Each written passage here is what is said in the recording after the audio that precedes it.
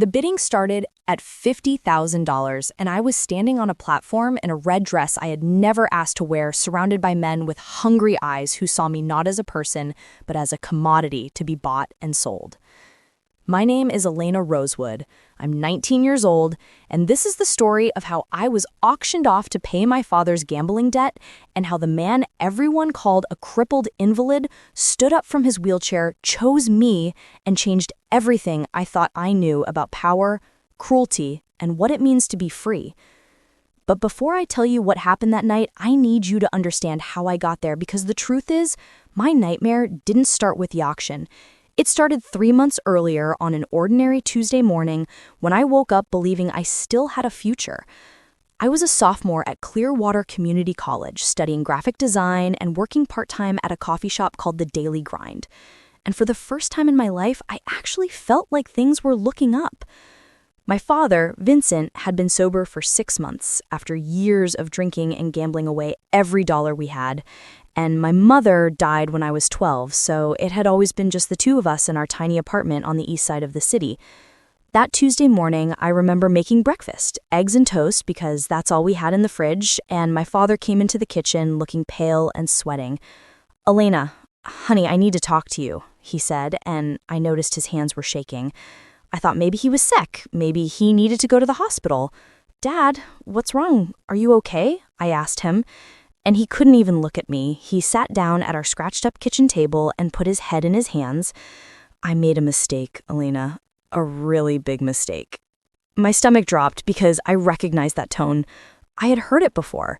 Every time he relapsed, every time he gambled away the rent money, every time he promised it would never happen again. "What did you do?" I asked, even though part of me didn't want to know. He told me he had been going to an underground gambling house for the past month, that his 6 months of sobriety had been a lie, and that he owed $250,000 to a man named Marcus Volkov, who ran the entire illegal gambling operation in our city. $250,000? I remember laughing because it seemed so absurd, so impossible. "Dad, we don't even have $2,500. How could you possibly owe that much?" He started crying, actual tears running down his face, and he told me that Marcus Volkov wasn't the kind of man who accepted payment plans or bankruptcy or any excuse at all. He told me that Volkov had given him 1 week to come up with the money, or he would take payment another way. "What other way?" I asked. And that's when my father looked at me, really looked at me for the first time that morning, and I saw something in his eyes that I had never seen before. Fear mixed with shame, mixed with something else I couldn't identify. He said they told him if he couldn't pay, they would take me instead. I stood there in our kitchen with the smell of burnt toast in the air, and I couldn't process what he was saying. "Take me where? What does that even mean?" My father explained in a voice barely above a whisper that Marcus Volkov ran more than just gambling operations. He ran auctions, private auctions, where men with money and power came to bid on young women for various purposes, and none of those purposes were good. "You can't be serious," I said, backing away from him. "You cannot be telling me that you're going to let them sell me like property." He grabbed my arm, and I had never seen him look so desperate. "Elena, I don't have a choice. They're going to kill me if I don't pay. And if they kill me, they'll take you anyway. At least this way you have a chance." "A chance at what?" I screamed at him. "A chance to be bought by some rich pervert? A chance to be someone's property?" He didn't have an answer for that because there was no good answer. The next few days were a blur. I tried everything I could think of. I went to the police, but when I told them about Marcus Volkov and the gambling debt, the officer I spoke to looked at me with pity and said there was nothing they could do without evidence, and even if they could, investigating Volkov was dangerous because he had connections everywhere, including in the police department itself. I tried to run away, but 2 of Volkov's men showed up at our apartment before I could even pack a bag, and they made it very clear that running wasn't an option. One of them was tall, with a scar across his cheek, and the other was shorter, but built like a tank. The tall one, whose name I later learned was Dmitri, told me if I tried to disappear, they would find me, and when they did, the consequences would be much worse than the auction. "What could be worse than being sold?" I asked him, and he smiled, a smile that made my blood turn cold. "You really don't want to find out, sweetheart." So I stopped trying to run. I stopped trying to fight. I just waited, counting down the days like a prisoner on death row. My father couldn't look at me. He spent those final days drunk, hiding in his room, and I realized with a clarity that was almost peaceful that I had already lost him years ago. The night before the auction, Dimitri and his partner came to collect me. They told me to pack a small bag, just essentials, and that I needed to come with them to prepare. When I asked what preparing meant, the shorter one, whose name was Victor, told me I needed to look presentable for the buyers. They drove me to a mansion on the outskirts of the city, a place so large and expensive-looking that I couldn't believe it was real. Inside, I was taken to a room where 3 women were waiting for me. They didn't speak much. They just measured me, did my hair and makeup, and brought me the red dress, the one I would be wearing on the platform. The dress was beautiful, I'll admit that, floor-length silk with a slit up the side that showed too much leg, but it was also a costume designed to make me look like a prize instead of a person. One of the women, an older lady with kind eyes, whispered to me when the others weren't looking, "Stay strong, honey. The worst ones are usually the loudest during bidding, but the quiet ones are the ones you need to worry about." I didn't understand what she meant then, but I would soon enough. That night, I didn't sleep.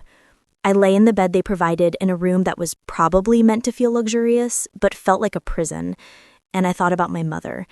She died of cancer when I was 12, and I remembered her last words to me. She said, "Alina, my sweet girl, always remember that you are stronger than whatever life throws at you." I didn't feel strong, lying there in that mansion, waiting to be sold. I felt small and powerless and terrified. The day of the auction arrived faster than I wanted it to. They came for me in the afternoon, gave me another dress to wear during the preview hours where potential buyers could view the merchandise, which is what they called us, the girls being auctioned. There were 5 of us total, all young, all terrified, though some hid it better than others. One girl named Sophia, who looked about 17, told me she was there because her mother owed money to Volkov for drugs. Another girl named Claire said her boyfriend had stolen from Volkov and disappeared, leaving her to take his punishment. We sat in a waiting room together, not talking much, because what was there to say? We were all trapped in the same nightmare, and there was no comfort we could offer each other. The preview hours were humiliating. Men in expensive suits came through, looked us over like we were cars they were considering buying. Some of them asked questions. Where are you from? What do you study? Do you have any special skills? Others just stared, making mental calculations about value and worth and usefulness. One man reached out and touched my hair, and when I flinched away, Victor, who was standing guard, gave me a look that said, "Don't make this difficult." So I stood there, and I let them look, and I let them evaluate, and I felt something inside me dying with every passing minute. Then he came in. I noticed him immediately because he was different from the others. He was in a wheelchair, pushed by a tall, stern-looking man in a black suit, and while every other buyer walked through that room with confidence and arrogance, this man seemed almost reluctant to be there. His name, I later learned, was Alexander Kane, but in that moment he was just the man in the wheelchair, the one everyone else seemed to avoid. I heard whispers from the other buyers about him. They called him the crippled alpha. They said his family used to run half the city before his accident, that he was still powerful, but diminished, broken. One man laughed and said, "I don't know why he even bothers coming to these things. It's not like he can do anything with a girl in his condition." But when Alexander Kane looked at me, when our eyes met across that room, I felt something shift. His eyes were gray like storm clouds, and there was an intelligence in them that made me feel like he could see right through all the fear and performance to the real person underneath. He didn't ask me any questions. He just looked at me for a long moment and then nodded to the man pushing his wheelchair, and they left. The auction started at 8 o'clock. We were brought out one by one, starting with Sophia, who went first. I could hear the bidding from the waiting room, voices shouting numbers that seemed impossible. Sophia sold for $60,000 to a man whose voice I recognized from the preview, someone who had looked at her like she was a toy he couldn't wait to break. Claire went next and sold for $75,000. Another girl whose name I never learned went for $90,000. And then it was my turn. Dimitri came to get me, told me it was time, and walked me down a corridor to the main hall. The room was packed with men, easily 50 of them, all dressed in expensive suits, all looking at me as I stepped onto the raised platform in the center. The lights were bright, I couldn't see faces, just shapes and shadows, and Marcus Volkov himself stood at a podium announcing the start of my auction. "Ladies and gentlemen," he said with a smile in his voice, "we have something special for you tonight. This is Elena Rosewood, 19 years old, college student, and according to my sources, completely unspoiled." There was laughter at that word, unspoiled. Like I was a piece of fruit. They were checking for bruises. Bidding starts at $50,000. Immediately hands went up. 55,000, 60,000, 70,000. The numbers climbed faster than I could process. 80,000, 90,000. I stood there frozen. I recognized some of the voices from the preview. The man who had touched my hair, the one who had asked if I had special skills. 175,000, 200,000. And then a new voice cut through the noise, a voice I hadn't heard bidding yet, deep and calm and completely emotionless. $300,000. The room went silent. Everyone turned to look, and I saw him, Alexander Kane, sitting in his wheelchair in the back of the room with his hands folded in his lap, looking directly at me. Marcus Volkov seemed surprised, but recovered quickly. 300,000 from Mr. Kane, going once, going twice. But before he could finish, someone else shouted 350,000, and I recognized the voice. It was the man who had touched my hair, the one who looked at me like I was meat. Alexander Kane didn't hesitate. 400,000. The other man bid 450. 500,000, Alexander said, and there was something in his voice now, something that wasn't quite a threat, but felt like one anyway, something that said this was not a negotiation. The room stayed silent. Marcus Volkov looked around, waiting for another bid, but none came. $500,000, going once, going twice, sold to Mr. Alexander Kane. My legs almost gave out. $500,000. Someone had just paid $500,000 to own me. Dimitri came up onto the platform, took my arm, and led me down to where Alexander Kane was waiting. As we got closer, I could see him more clearly. He was probably in his early 30s with dark hair and sharp features, the kind of face that would be handsome if it wasn't so cold and distant. His wheelchair was expensive-looking, black metal with custom wheels, and his suit probably cost more than my father had ever made in a year. "Mr. Kane," Dimitri said with the respect he hadn't shown me, "this is Elena." Alexander looked up at me, and I saw something flicker in his eyes, something I couldn't name. "Take her to the car," he said to the man in the black suit, the one who had been pushing his wheelchair, "and make sure she's comfortable."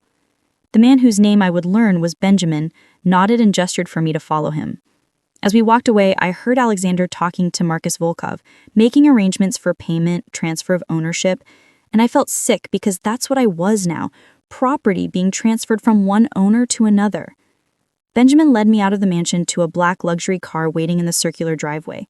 He opened the back door and said, "Please get in, Miss Rosewood." And I did, because what choice did I have? The interior was cream-colored leather, and there was a bottle of water waiting on the seat. Benjamin got in the driver's seat, and we sat there in silence until Alexander was wheeled out by another staff member and carefully transferred into the back seat next to me. The wheelchair was folded and put in the trunk, and Benjamin started driving.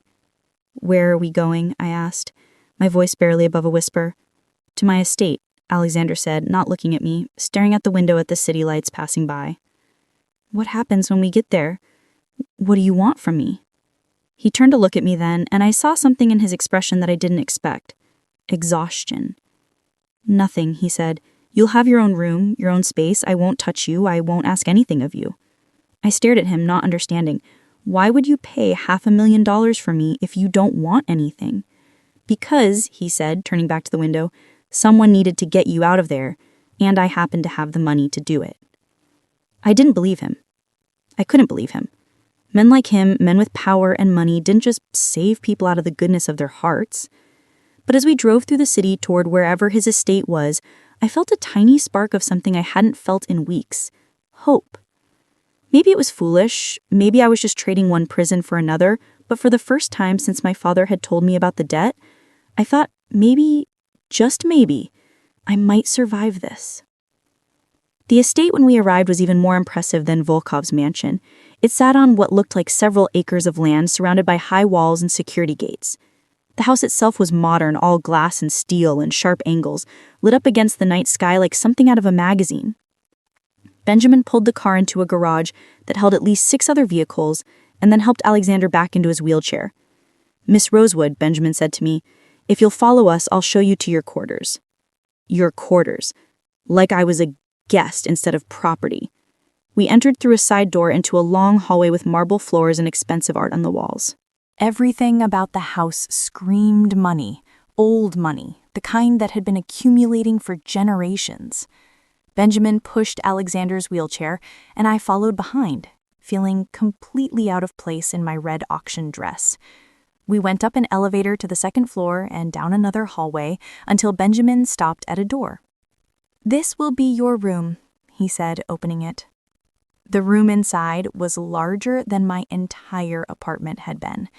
King-sized bed, massive windows overlooking the grounds, a private bathroom with a tub that looked like it belonged in a spa.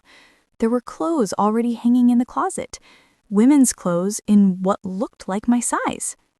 "How did you?" I started to ask. "We had someone prepare the room this afternoon," Benjamin explained. "Mr. Kane wanted to make sure you'd be comfortable." Alexander wheeled himself to the doorway but didn't enter. "There's a lock on your door," he said, "and you're the only one with a key. You can come and go as you please within the house grounds, though I'd prefer if you didn't try to leave the property altogether. At least not yet. Volkov has people watching, and it wouldn't be safe." "Why are you doing this?" I asked again. He looked at me for a long moment. "Because," he said, "I know what it's like to be trapped." And with that, he turned and Benjamin wheeled him away, leaving me alone in this beautiful prison, wondering what I had gotten myself into. I stood in that room for a long time after they left, just trying to process everything. The bed was soft when I finally sat on it, softer than any bed I'd ever had. I got up and checked the door, and sure enough, there was a key sitting on the dresser. I locked it, tested it, and felt some of the tension in my shoulders ease slightly. The bathroom had everything: soap, shampoo, towels, and I realized I hadn't showered since before the auction. I stripped off the red dress, threw it in the corner, and got into the shower, turning the water as hot as I could stand. I stood there for 20 minutes, maybe longer, letting the water run over me, trying to wash away the feeling of all those men's eyes on me at the auction. When I finally got out, I looked through the clothes in the closet and found comfortable pants and a soft sweater. Everything fit perfectly, which should have been comforting, but instead felt invasive, like someone had been studying me. I was exhausted, but I couldn't sleep. I kept thinking about my father, wondering if Volkov's men had told him the auction was over, wondering if he felt any guilt at all about what he'd done. I thought about my mother and what she would think if she could see me now. Would she be ashamed? Would she understand? Would she tell me I was strong enough to survive this? Around midnight, there was a soft knock on my door. I froze. "Miss Rosewood." It was Benjamin's voice. "Mr. Kane asked me to bring you some food in case you were hungry." I unlocked the door and opened it just a crack. Benjamin was standing there holding a tray with a sandwich, fruit, and another bottle of water. "I thought you might not have eaten," he said, and I realized he was right. I hadn't eaten since breakfast. I took the tray. "Thank you," I said. He nodded. "Is there anything else you need?" I shook my head and he left. I locked the door again and ate the sandwich, sitting on the bed. It was good, probably made by some private chef, and I hated that I was grateful for it. The next morning, I woke up disoriented for a moment, not remembering where I was. Then it all came flooding back: the auction, Alexander Kane, this house. I got dressed in jeans and a t-shirt from the closet and unlocked my door. The hallway was empty and quiet. I wandered downstairs, following the sound of voices, until I found a large kitchen where Benjamin was talking to a woman in a white chef's coat. They both turned when they saw me. "Good morning, Miss Rosewood," Benjamin said. "Would you like breakfast?" I nodded, and the woman, who introduced herself as Marie, started making me eggs and toast. I sat at the counter, feeling awkward and out of place. "Where's Mr. Kane?" I asked. Benjamin checked his watch. "He's in his office. He usually works until about 10. "Can I talk to him? I need to understand what's happening here, what he expects from me." Benjamin considered this. "I'll let him know you'd like to speak with him." After I ate, Benjamin led me to a large office on the first floor. Alexander was sitting behind a massive desk working on a computer. He looked up when we entered. "Miss Rosewood needs to speak with you, sir," Benjamin said. Alexander nodded and Benjamin left, closing the door behind him. Alexander gestured to a chair across from his desk. "Please sit." I sat down, and for a moment, neither of us spoke. "You have questions," he finally said. "I have a lot of questions," I replied. "Why did you buy me? What do you actually want from me? And don't tell me nothing. People don't spend $500,000 for nothing." He leaned back in his wheelchair, studying me. "You're right," he said. "People don't spend that kind of money for nothing, but my reasons are complicated. Try me. I'm pretty smart." He almost smiled at that. "You were studying graphic design at Clearwater, right? You did your homework." "I make it a point to know who I'm bidding on," he said. "Your father owes money to some very dangerous people, and those people were going to sell you to someone who would have hurt you, probably killed you eventually. So you saved me out of the goodness of your heart?" I said, not bothering to hide my skepticism. "No," he said bluntly. "I saved you because I need something, and you might be able to help me get it." Finally, the truth. What do you need? He was quiet for a moment, as if deciding how much to tell me. "I need people to believe I'm weak," he finally said. "I need people to think I'm broken, that my accident left me powerless." "Why?" "Because," he said, "when people think you're weak, they make mistakes. They get careless. And when they get careless, I can destroy them." I didn't understand. What does any of that have to do with me? Alexander looked me directly in the eyes. "You're going to be seen as my property," he said. "People will assume I bought you for the usual reasons, entertainment, companionship, whatever. But what they won't know is that you'll be helping me gather information, watching, listening, reporting back what you see and hear." "So I'm supposed to be your spy?" I asked. "In a manner of speaking, yes. And if I refuse?" "Then you can leave," he said simply. "I won't stop you. But I should warn you that Marcus Volkov considers you his product. If you leave this house, he'll send people to retrieve you and bring you back. Unless, of course, you can pay him back the $500,000 I spent buying you." I felt my stomach sink. "So I'm still trapped, just in a nicer cage?" He nodded. "That's one way to look at it, but I prefer to think of it as a mutually beneficial arrangement. You get safety, security, and eventually your freedom, if you help me." "And what do you get?" "Revenge," he said with a coldness that made me shiver. So that's how it started.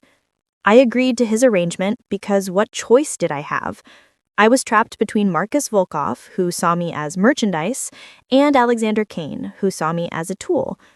But at least with Alexander, I had a locked door and a full stomach, and the promise that he wouldn't touch me. The first few weeks at the estate were strange.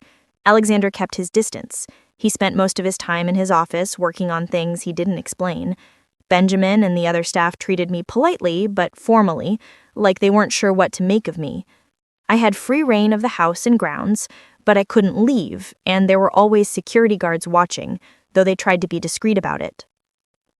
Alexander started having me attend dinners with him, business dinners with people he needed to watch. The first one was with a man named Richard Holloway, who owned several nightclubs downtown. Alexander introduced me as his companion, and I could see the judgment in Richard's eyes, the way he looked at me and thought he knew exactly what I was. During dinner, I sat quietly, listening as they talked about business contracts, territory in the city. Richard made a comment at one point about Alexander's accident. "Shame about your legs, Kane," he said. "You were quite the force before all that." Alexander smiled thinly. "Yes, well, we all have our limitations now." After Richard left, Alexander asked me what I thought. "He's lying to you," I said. "He talked about having trouble with one of his clubs, but his watch alone cost more than the annual profit he claimed. How do you know about luxury watches?" "I don't," I said, "but I know body language, and he touched that watch 3 times when he talked about money, which means he associates it with wealth, and people don't buy $50,000 watches when their business is struggling." Alexander looked impressed. "Good," he said, "very good." This became my routine. I would attend these dinners and meetings, playing the role of the pretty young thing that everyone could dismiss, and I would watch and listen and report back what I saw and heard. And slowly, without realizing it, I started to see Alexander as more than just the man who bought me. He was brilliant, I realized that quickly. The way he could manipulate conversations, read people, anticipate their moves. But he was also lonely. Sometimes late at night, I would hear him in his office, the sound of wheels on marble as he moved around, and I wondered what kept him up.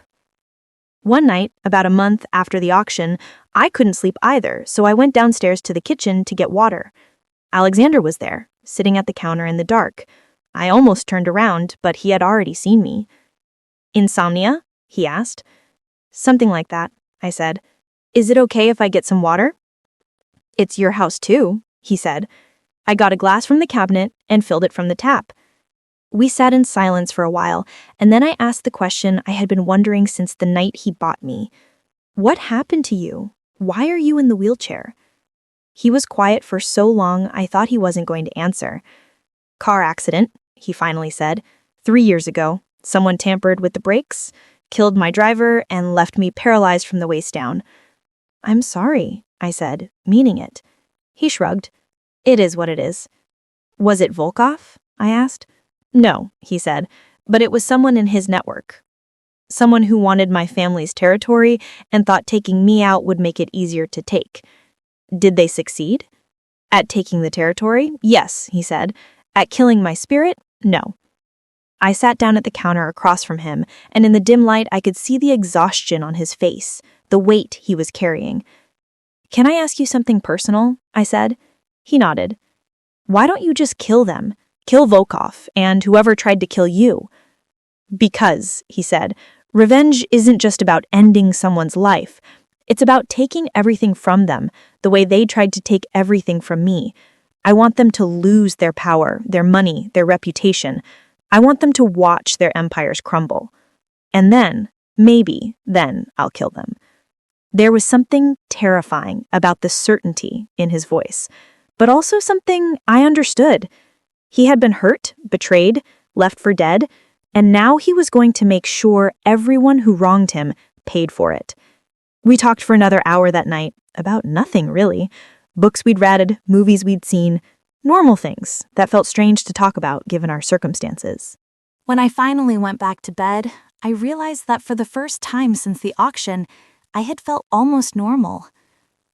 The next few months followed a similar pattern. Alexander would have me attend more dinners, more meetings. I got better at reading people, at noticing the small details that gave away their lies. I learned that the city's underground was more complex than I'd realized, that there were layers of power and corruption, and everyone was trying to climb higher. And slowly, I started to notice something else. The way Alexander would sometimes watch me when he thought I wasn't looking. The way his voice would soften slightly when he said my name. The way he seemed more relaxed when I was in the room. I told myself it didn't mean anything, that he was just getting comfortable with me as his spy. But late at night, when I couldn't sleep, I would think about the conversations we had in that kitchen, the way he had looked almost vulnerable in the darkness. One evening, about 4 months after the auction, Alexander called me into his office. He looked serious, more serious than usual. "I need you to do something for me," he said. "Something dangerous." I sat down. "What is it?" "There's going to be a gathering," he explained, "at Volkov's private estate next week. All the major players in the underground will be there. I need you to go, and I need you to get me information. But I thought you stayed away from Volkov, I said. I do normally, he said, but this is different. One of Volkov's partners is planning to make a move against him, and I need to know the details. Why do you care if they're fighting each other? Because, Alexander said, if I can manipulate this situation correctly, I can turn them against each other, and when they're weak, that's when I strike. How am I supposed to get into this gathering? You'll go as entertainment, he said, and I saw something like regret flash across his face. Volkov likes to show off his merchandise at these events. You'll pose as one of the girls he's offering. Absolutely not, I said, standing up. You want me to go back there to pretend to be one of those girls again? I know what I'm asking, he said, and I wouldn't ask if there was another way, but you're the only person who can do this. Elena, please. I had never heard him say please before. I sat back down, my heart racing. What would I have to do? Just be there, he said. Watch, listen. There will be rooms where they take the girls to discuss business privately. If you can get into one of those rooms, hear what they're planning, that's all I need. And if someone wants to buy me? They won't, he said firmly. I'll make sure of it. How? He hesitated. Because I'll be there. What? I said. But you just said you stay away from Volkov. I do, but for this, I'll make an exception. Alexander, I said, why are you really doing this? All of this? The revenge, the planning? Is it really just about taking back territory? He looked at me, and for the first time since I'd met him, I saw his mask slip. When they put me in this wheelchair, he said, they didn't just take my legs. They took my future, my family's legacy. They took everything I was supposed to be. And now everyone looks at me like I'm broken, like I'm half a man. And I'm going to prove every single one of them wrong. I understood then. This wasn't just about revenge. It was about proving he was still powerful, still dangerous, still someone to be feared. Okay, I said, I'll do it. He looked surprised. You will? Yes, but you have to promise me something. Anything. When this is over, when you've gotten your revenge, you let me go. You give me enough money to disappear somewhere Volkov will never find me, and you let me have my life back. He was quiet for a long moment. I promise, he finally said. The next week was a blur of preparation. Alexander had someone teach me how to move like the other girls at these events, how to blend in, how to avoid raising suspicion. Marie, the chef, taught me which foods and drinks to avoid at parties like this because they might be drugged. Benjamin gave me a tiny microphone disguised as an earring that would let me record conversations. The night of the gathering came faster than I wanted. I put on another dress, this one black and even more revealing than the red one from the auction. I looked at myself in the mirror and barely recognized the person staring back. You can do this, I told my reflection. You're stronger than this. Downstairs, Alexander was waiting in the entrance hall. He was in his wheelchair, as always, but he was wearing a tuxedo that probably cost more than a car. When he saw me, something flickered in his eyes. You, he started, then stopped. Beautiful, he finally said. You look beautiful. Thank you, I said, my voice shaking slightly. Are you sure about this? No, he admitted, but we're doing it anyway. Benjamin drove us to Volkov's estate, the same one where I had been auctioned.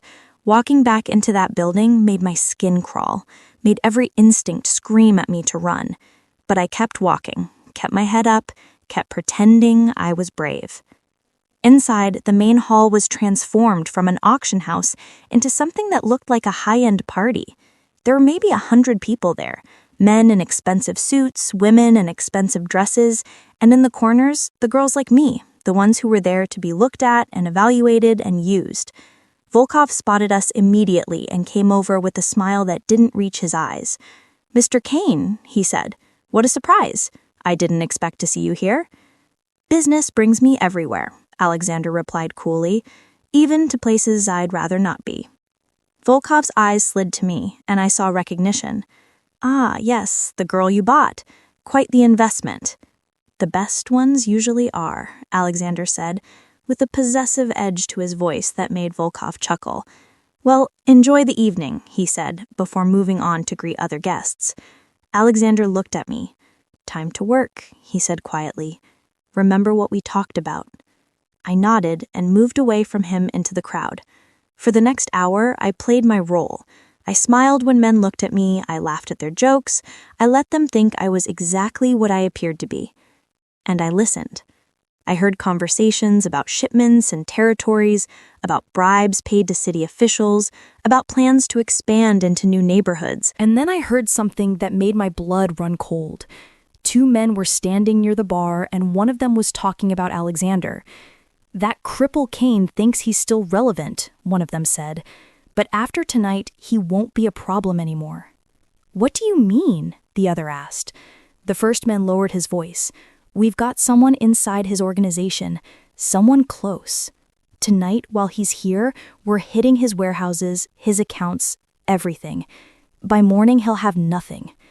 I needed to warn Alexander. I scanned the room and found him near the windows talking to an older gentleman. I started to move toward him, but someone grabbed my arm. "Leaving so soon?" a voice said, and I turned to see a man I recognized from my auction, one of the ones who had bid on me. I smiled, trying to hide my panic. "Just getting a drink." He pulled me closer. "I think you can get a drink with me first." I tried to pull away, but his grip was tight. "Sir, I really need to." "Elena," a voice cut through the noise, Alexander's voice, and it was cold enough to freeze blood. "Let her go." The man looked over at Alexander and laughed. "What are you going to do about it, Kane? Get up and make me." What happened next, I will never forget. Alexander stood up. He stood up from his wheelchair, smooth and controlled, and suddenly he wasn't the weak, crippled alpha everyone dismissed. He was 6 feet of pure danger. The entire room went silent. The man holding my arm let go, stepping back in shock. Volkov turned pale. Alexander walked toward me, actually walked, each step measured and controlled, and I realized in that moment that the wheelchair had been an act. The whole thing had been an act. "I've been waiting," Alexander said, addressing the entire room, "for the right moment to show you all that you've been underestimating me. And tonight seems perfect." He looked at Volkov. "You took my territory when you thought I was helpless. You've been planning to take more, thinking I couldn't stop you. But here's what's actually going to happen tonight. While you've all been here drinking and celebrating, my people have been systematically dismantling your operation. Every account you have, every warehouse, every safe house, we know about all of it because Alana here," he put a hand on my shoulder, "has been feeding me information for months." I felt everyone's eyes turn to me, felt the weight of their realization. "You see," Alexander continued, "I bought Elena not because I needed entertainment, but because I needed someone people would overlook, someone they would talk freely around. And it worked better than I ever expected." Volkov's face turned red. You've been lying this whole time? About being paralyzed? About being weak?" "Yes," Alexander said. "I've been lying about a lot of things. See, 3 years ago, you and your people tried to kill me. You succeeded in killing my driver and putting me in the hospital. But while I was recovering, I realized something. If everyone thought I was broken, they would let their guard down. So I learned to walk again in secret, I built my strength back, and I waited. And now," he turned to address the whole room, "now it's over. Your accounts are frozen, your warehouses are empty, the city officials you've been bribing, they're all going to have very interesting visits from the FBI in the morning. You have nothing." Security guards started moving in. Alexander's security, I realized, not Volkov's. The guests started panicking, some trying to run, others frozen in shock. Volkov lunged at Alexander, but Benjamin appeared from somewhere, catching him and slamming him against the wall. In the chaos, Alexander turned to me. "We need to go now." He grabbed my hand and we ran through the mansion, out a side door to where his car was waiting. Benjamin got in the driver's seat and we sped away. In the back seat, I finally caught my breath. "You can walk," I said, stating the obvious. "I know you've been able to walk this whole time." "Yes," he said, "and I'm sorry I didn't tell you, but But it was part of the plan, I finished.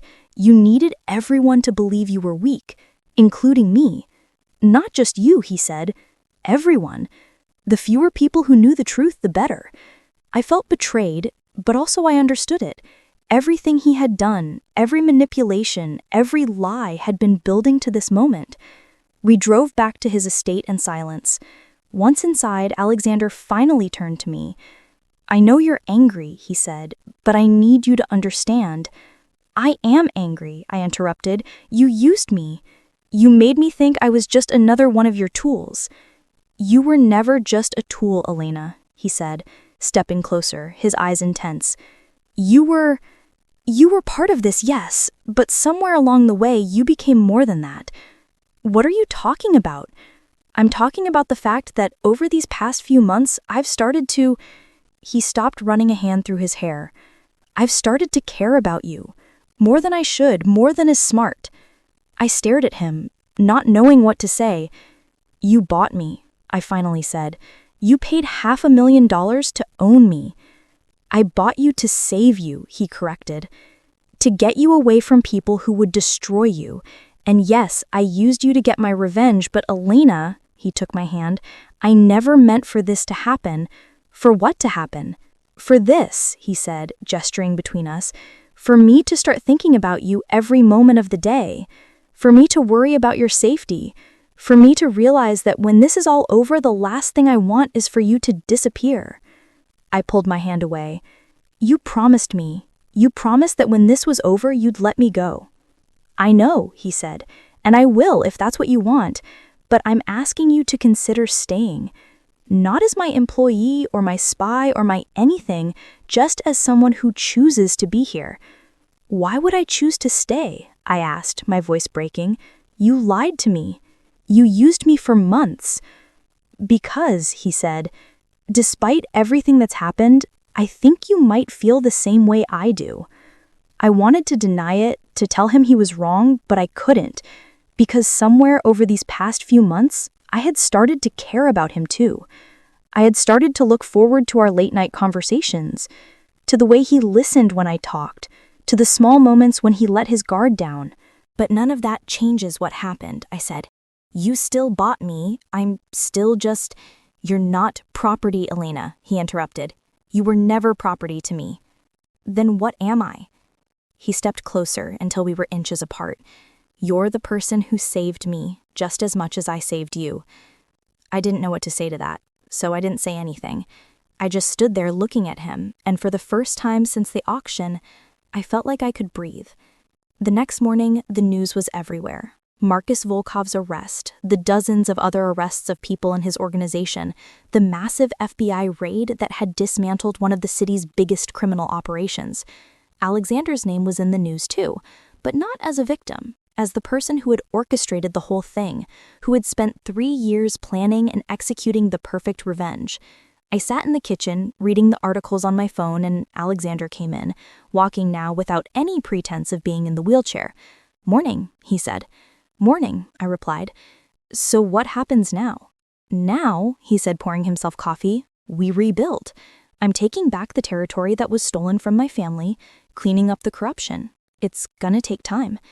"And what about me?" I asked. "What happens to me?" "That's up to you," he said, sitting down across from me. "I meant what I said last night. You're free to go if you want. I'll give you enough money to start over anywhere you want, somewhere safe."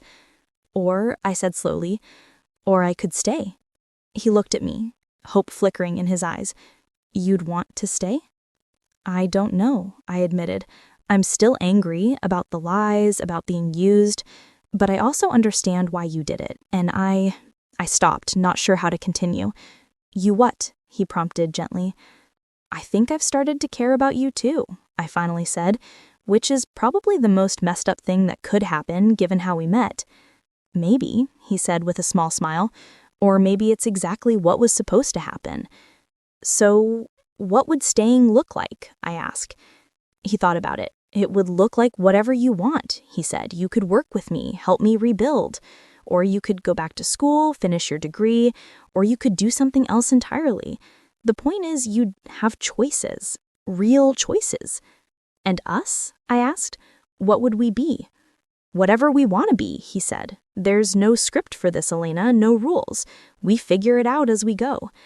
I sat there for a long moment, thinking about everything, about the auction and the lies and the revenge, about late-night conversations and the way he looked at me like I was more than what I'd been reduced to, about the fact that he had risked everything to take down the people who hurt him, and somehow had given me back my life in the process.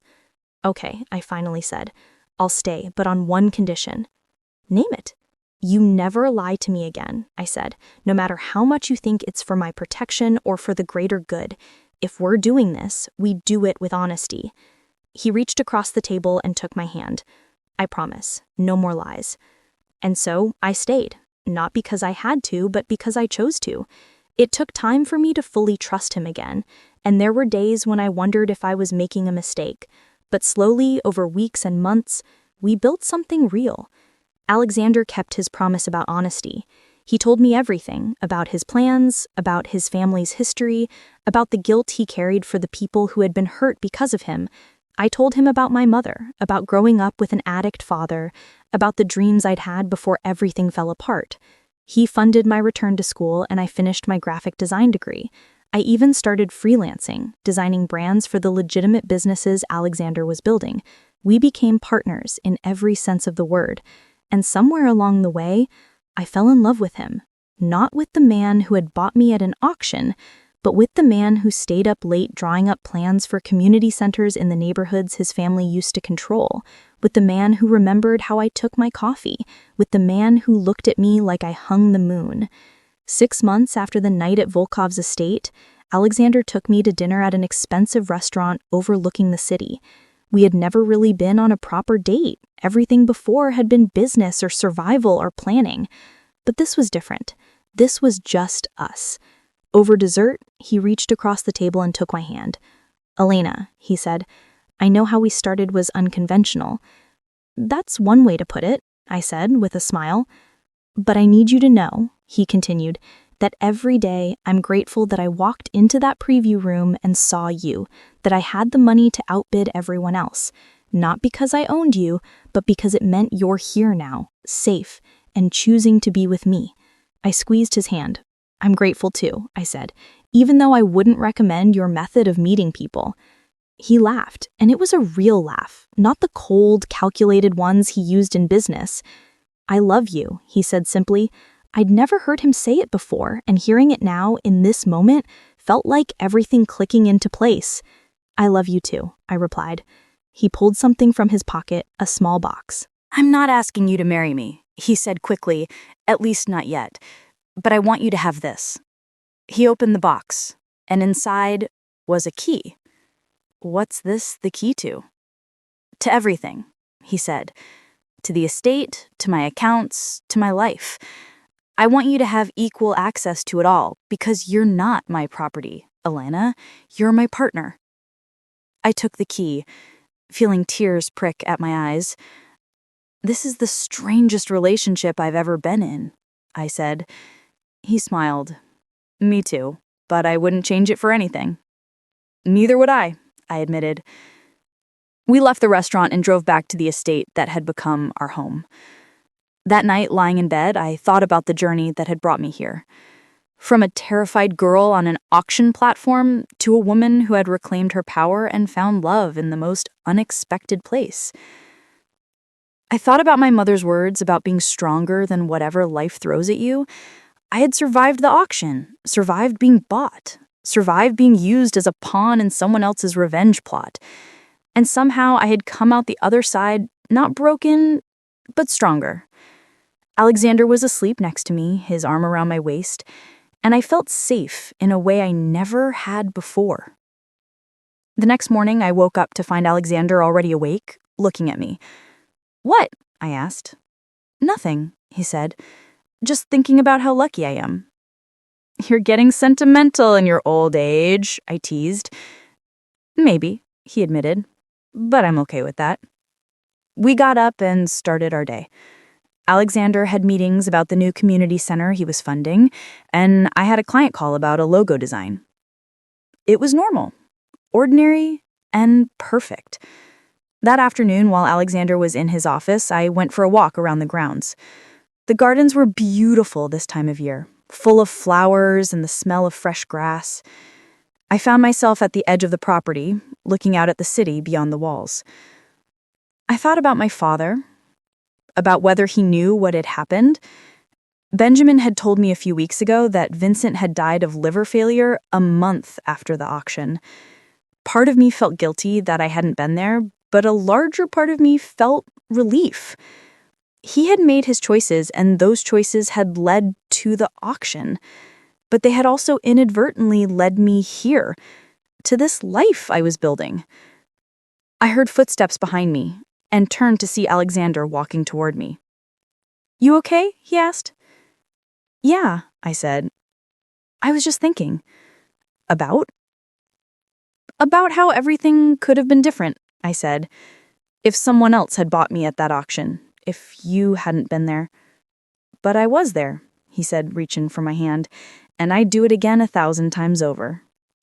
"Even knowing how it would turn out?" I asked. "Especially knowing how it would turn out," he replied. We stood there together, looking out at the city, and I realized something important. I had spent so much time thinking of the auction as the worst thing that ever happened to me, as the moment my life ended. But maybe it wasn't an ending. Maybe it was a beginning of learning who I really was, of finding strength I didn't know I had, of meeting someone who saw me as more than a victim or property. That evening, Alexander asked me to come to his office. He had something he wanted to show me. On his desk was a file folder, and when I opened it, I saw papers. Legal documents. "What is this?" I asked. "Freedom," he said. "Those are the official records showing that the debt your father owed to Volkov has been paid in full. There's no one who can claim ownership of you, no one who can come after you. You're completely free." I looked at the papers, feeling a weight I didn't even know I was carrying lift from my shoulders. "How did you—" "I've been working on it for months," he explained, "making sure every legal avenue was covered. You're not mine, Elena, not in any legal sense. You never really were, but now it's official." "Why?" I asked, looking up at him.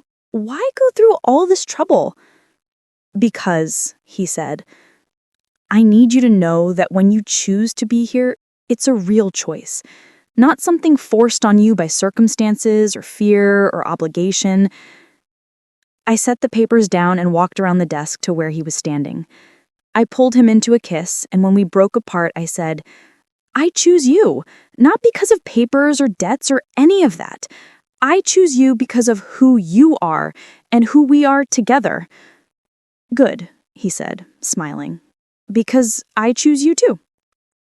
That night, we celebrated properly, with champagne and music and dancing in the empty ballroom of the estate.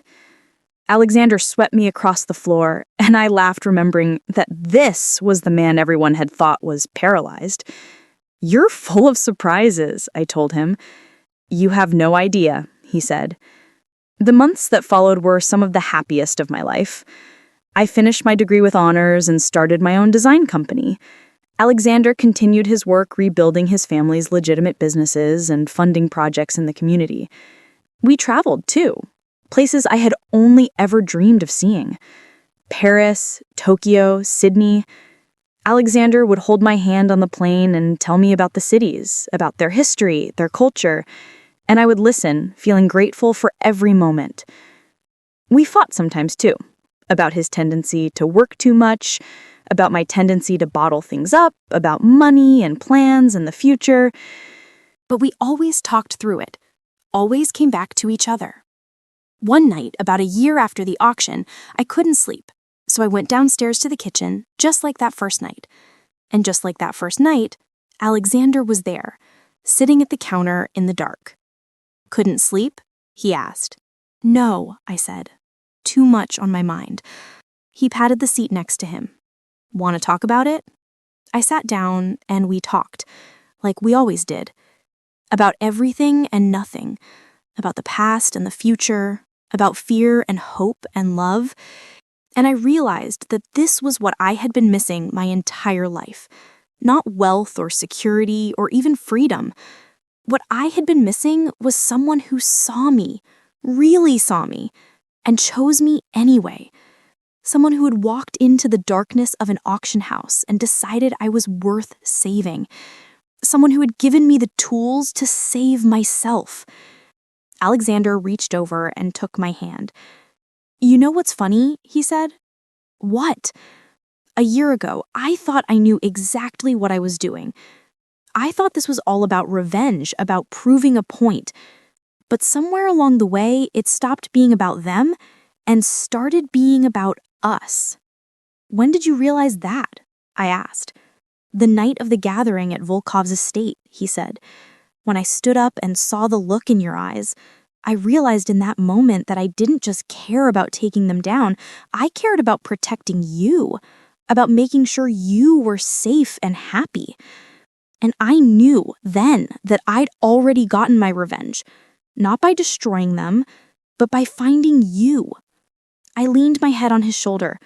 "We're both so messed up. You know that, right?" "Yeah," he said, "but we're messed up together, and that's what counts." We sat there in the dark kitchen, just like we had a year ago, but everything was different now. Then I had been scared, trapped, desperate for any hope of escape. Now I was free, truly free, and choosing to stay with the man who had bought me but never owned me. The man who had seen me not as property, but as a person worth saving.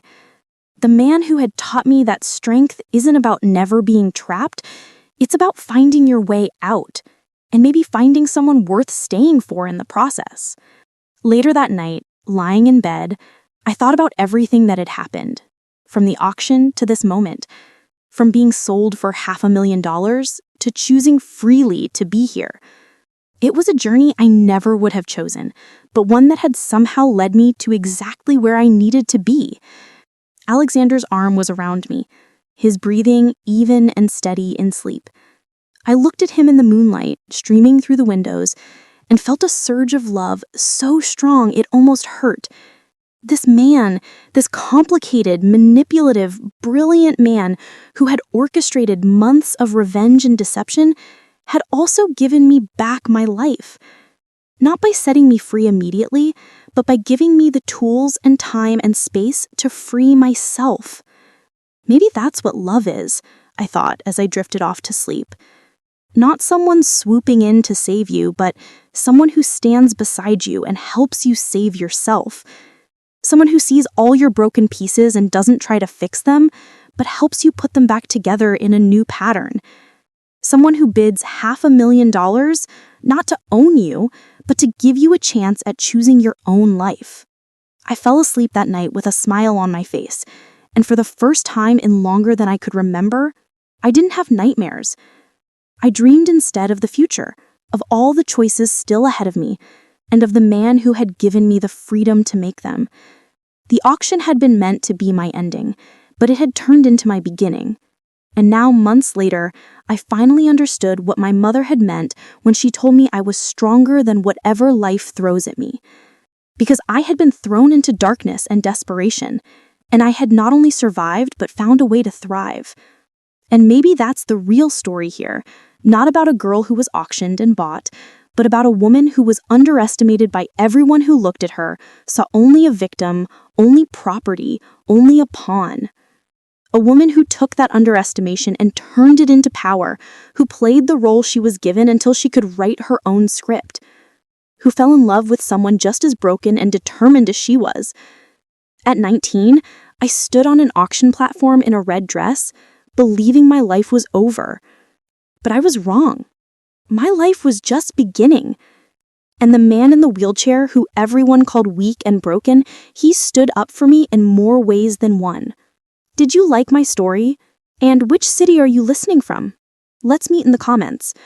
If you liked the story, you can support me by sending a super thanks so I can keep bringing more stories like this. Thank you so much for your sweet support. I'm looking forward to your comments on the story. On the screen, you can see 2 new life stories that I highly recommend. There's so much more on my channel. Don't forget to subscribe. See you in the next life story with love and respect.